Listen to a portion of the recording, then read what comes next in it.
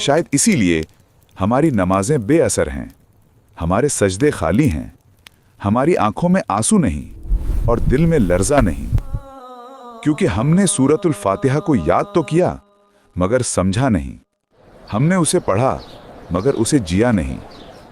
यही वो सूरत है जिसमें अल्लाह खुद अपने बंदे से गुफ्तगू करता है। ये वो लम्हा है जब बंदा कहता है इय्याका नअबुदु और रब जवाब देता है मेरे बंदे मैं तेरे साथ हूं। सूरतुल फातिहा सिर्फ कुरान की पहली सूरत नहीं बल्कि बंदगी का पहला वादा है।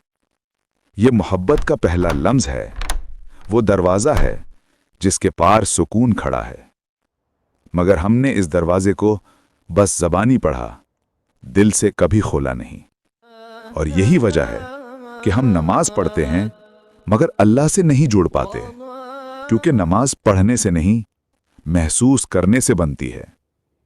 आओ आज हम सूरतुल फातिहा को सिर्फ पढ़ने के लिए नहीं महसूस करने के लिए समझें, क्योंकि जब ये सूरत दिल पर उतरती है तो बंदा नमाज नहीं पढ़ता बल्कि अल्लाह से बात करता है।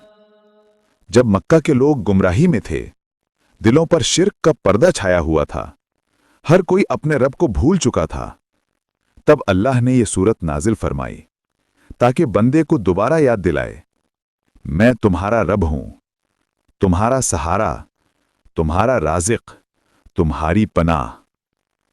मक्का की वो रात कितनी पुरसुकून थी जब ये अल्फाज पहली बार नाजिल हुए। फरिश्ते रुक गए, आसमान झुक गया और रहमत नबी सल्लल्लाहु अलैहि वसल्लम के दिल पर उतरी।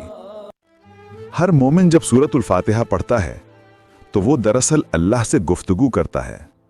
सूरतुल फातिहा सिर्फ कुरान का आगाज नहीं बल्कि जिंदगी के सफर का आगाज है।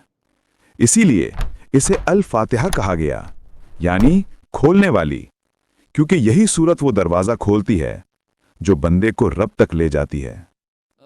कुरान की 7 आयात, मगर इन 7 आयात में 7 समंदर की गहराई छुपी है। ये वो सूरत है जो हर नमाज में, हर रकात में दिल से निकलती है। ये कुरान हकीम की अजीम तरीन सूरत है।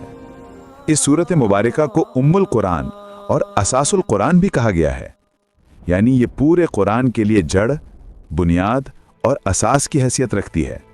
और एक नाम अश-शाफिया है, यानी शिफा देने वाली। सोचो जरा, तुम नमाज में खड़े हो, तुम्हारे इर्द गिर्द खामोशी है, मगर जब तुम अल्हम्दुलिल्लाह कहते हो तो अर्श वाला रब तुम्हें जवाब देता है। यह सूरत सिर्फ लफ्ज नहीं, ये जिंदा राब्ता है। बिस्मिल्लाहिर्रहमानिर्रहीम। शुरू अल्लाह के पाक नाम से जो बड़ा मेहरबान और निहायत रहम वाला है। दरअसल हर काम से पहले अल्लाह से जुड़ने का ऐलान है। जैसे बंदा कहता है, ए अल्लाह, मैं अपनी ताकत से नहीं